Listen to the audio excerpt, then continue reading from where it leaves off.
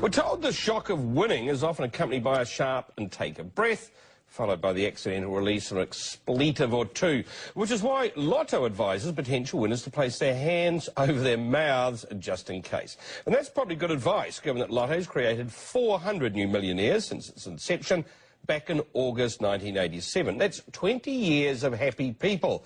And plenty of dejected losers too, of course. In those days, the first prize was a rather modest $360,000. But as John Selwood found out, it's not what you win that counts, it's how you spend it. Happy days are here again. You pay your money, you pick your numbers, you take your chance. August 1987, and what excitement.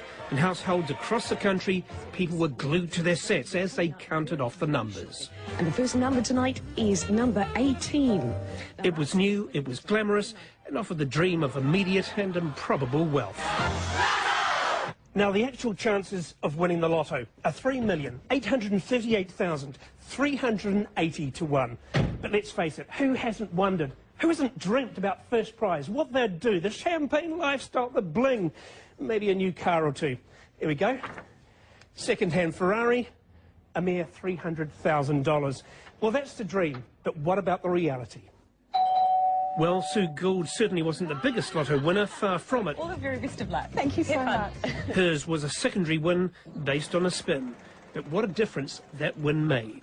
If it's cash you want, we've got it. Somewhere in this house there'll be hidden bling, yes? No.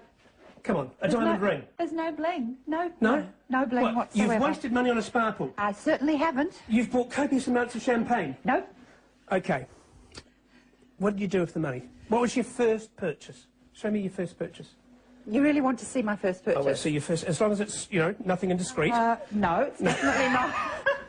It's definitely not. Something so practical it's almost prosaic. But when you haven't got money, it's the small things that count. And a purchase. Now, I don't want, you know, not too many violins in this, etc. But the fact is, before you won the 500,000, you were a bit on the bones of, you know, you're doing it tough. Yeah, I was in rented accommodation. My car had blown up. I was looking after the girls. So this is the violin bit? Yeah. You couldn't get any loans? No, nobody would lend any money. Slowing down now. Then a simple twist of fate, luck, whatever you want to call it, and everything changed. I didn't go out and just blow the whole lot. I can go out and have a meal with my daughters and spend $100 knowing, and that's something I couldn't do before. So yeah, of course it's changed my life. I can have the lattes and the coffee. And I'm enjoying it. She hasn't really changed. It's more like she's calmer now.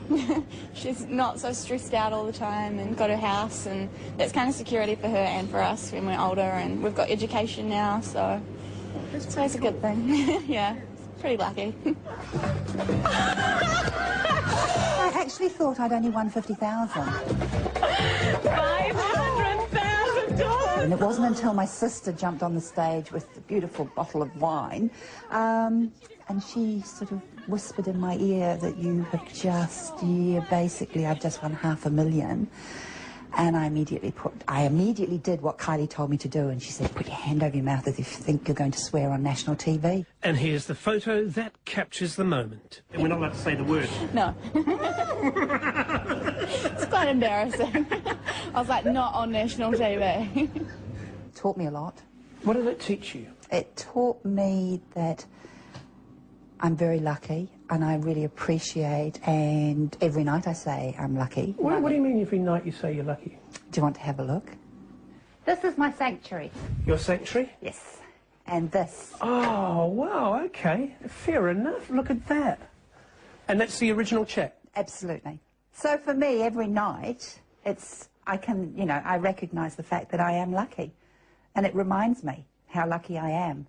And it does happen to everyday people. How are you? Good, thanks. Sue still makes the weekly pilgrimage to the local lotto shop that sold her the winning ticket, and where coincidentally daughter Samantha works part-time.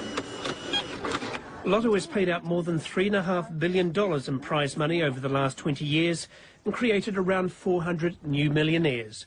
While Sue didn't win $1 million, she still considers herself luckier than most. And it's luck that seems to rub off on those around her. Yeah. Three. Have I won? You've won $3.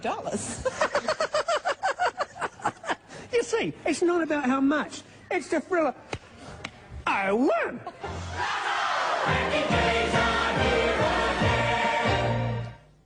Good on you, Sue. Of course, I don't know whether a vacuum cleaner would have been the #1 on my list after picking up $500,000. Anyway, but of course, most of us are losers when it comes to lotto. We pay and don't win. But you can take solace in the fact that over the past 2 decades, your lotto losses have contributed around $2 billion to community funding, helping everyone from sport and recreation New Zealand to old age concern.